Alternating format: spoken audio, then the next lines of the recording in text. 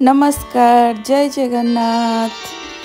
सागुदाना को एमिति थरे खेचुड़ी बने के देखंतु आपण को इच्छा हम प्रतिदिन खाइबा। चलंतु एबे आरंभ करिबा। एथिपाई मु प्रथमे गोटे कप बड़ सागुदाना को नेची। आपण चेष्टा करिबे बड़ दाना वाला सागु को नबा पे। याकू आमे एबे पानी रे बहुत भल से धोई देबा। एथिरे कोन हुए जो सागु रे जो आमर स्टार्च अंशटा थाए जोटा कि खिचड़ी को अठा अठा करे दिए से येटा बाहरी जीवो। एमिति धोई देले तार इम्प्युरिटीज भी बाहरी जीवो आ स्टार्च अंशटा भी बाहरी जीवो।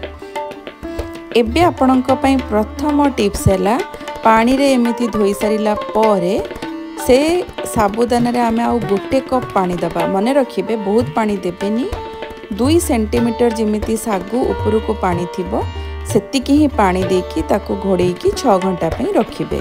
6 घंटा पर देखंतु सागु आमर बहुत भल से फुली जाइछि।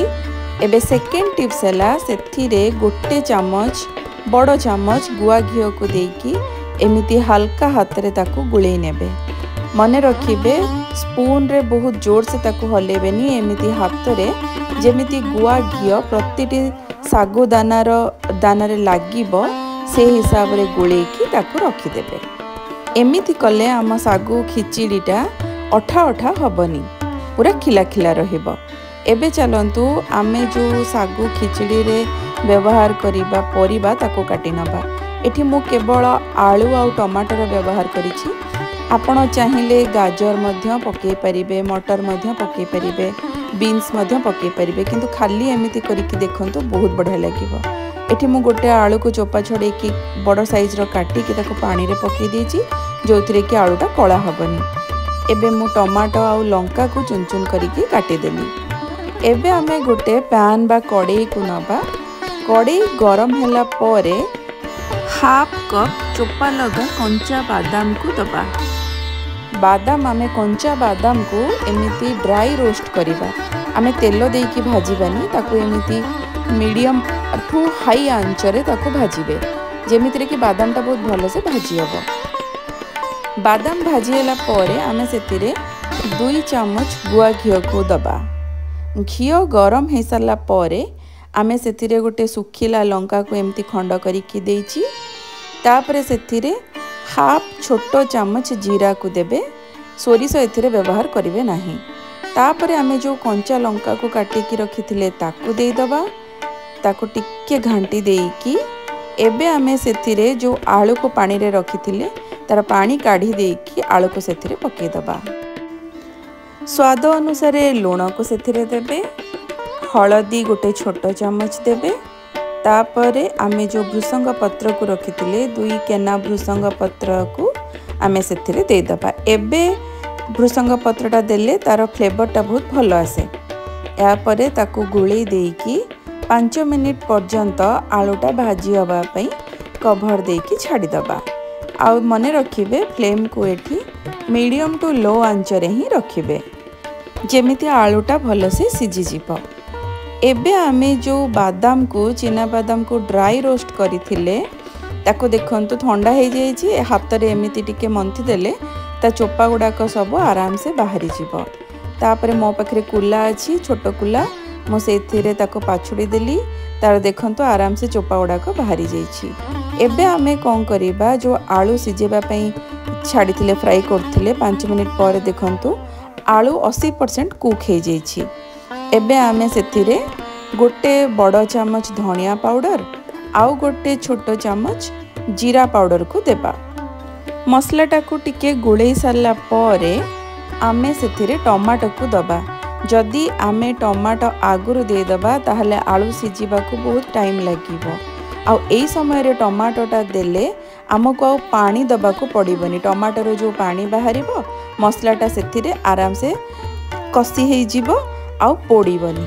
एबे देखंतु टमाटो दे साला परे मु ताको टिके घांटी देछि। आउ 2 ରୁ 3 मिनिट पर्यंत आमे ताको ढांकुणी देकी सिझे देबा। एबे देखंतु आमे जो चिना बादाम रो चोपा छड़े देथिले सेथिरे मु अधा कंकली गोटे ग्राइंडर जार रे नेकी ताको दरदरा करिकी एमिति ग्राइंड करदेली। पूरा फाइन पेस्ट करेंगे दरदरा करके रखिए। एबे 2 मिनिट पर देखंतु आमर टमाटो मध्य सिझी जाइछि, आलू भी सिझी जाइछि। एबे आमे सेतिरे कौन करिबा, जो सागु रे आमे घियो गुळेई की रखी थिले सेई सागु को एबे सेतिरे धीरे धीरे पकेई दबा।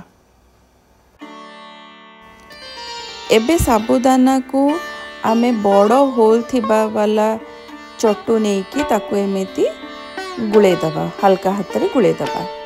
आमको सागु को देखिकी स्वाद अनुसार सेतिरे मु गोटे बड़ चमच लूण को देली। तापर जेहेतु आमे सेतिरे पानी रो व्यवहार करूने सेथिपई सागु सिजिबा पई आमे आउ गोटे बड़ चमच घियो को दबा। एटा होची आमर थर्ड टिप्स। देकी आमे सागु को बहुत भल से गुळे नबा। आमे जो चिना बादाम को दरदरा करिके खंड करथिले एबे एई समय रे सेतिरे देई दबा। एटा होची फोर्थ टिप्स। हेले कोन कि आमर सागु दानार टेस्टा बहुत बढ़िया आसे। एबे देखंतु ताकू कभर दे के 5 मिनट पर्यंत मु कुक करी नेछि। एबे देखंतु आमर सागु केते सुंदर से सिझी जाइछि आउ केते बढ़िया भी देखा जाउछि।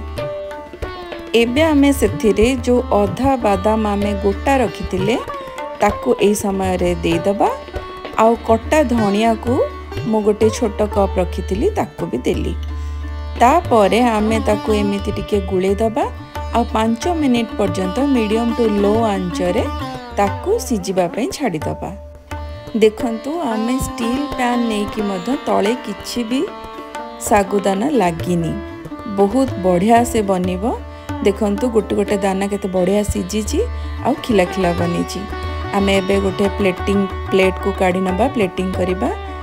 एबे सागुदाना सहित आमको दहीर कॉम्बिनेशनटा बहुत बढ़िया लगे। एठी मो घरे बसैथिबा दही को नौची। देखंतु केते क्रीमी बनिछि दही। आपण जदि दहीर रेसिपी चाहंती मते कमेंट रे लिखिबे, मो आपणको टिप्स और ट्रिक्स सहित बतै देबी।